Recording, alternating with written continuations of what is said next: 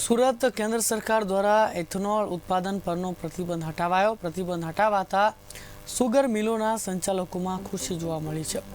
દક્ષિણ ગુજરાતની 8 મિલમાં 50 થી 60 લાખ ઇથેનોલનું ઉત્પાદન થાય છે.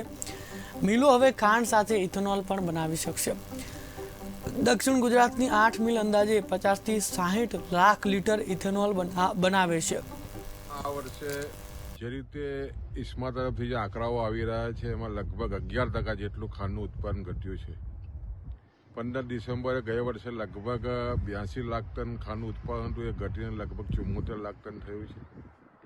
નર્મદા સુગર ફેક્ટરી સીધું રસમાંથી ઇથેનોલ બનાવે છે, એને ચોક્કસ ફાયદો થવાનો છે.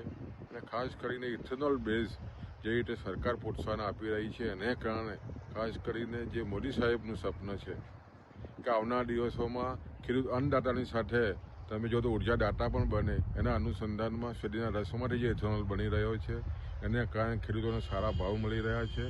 અને હાલમાં જે રીતે ખાંડના ભાવની પણ જે સ્થિતિ થઈ રહી છે અને ખાસ કરીને સરકારે પણ જે લઘુત્તમ ટેકાનો જે ખાંડનો ભાવ છે 40 રૂપિયા કરે તો આવનારા દિવસોમાં ખેડૂતોને સારા પોષકક્ષમ ભાવ મળી શકે. આ વર્ષે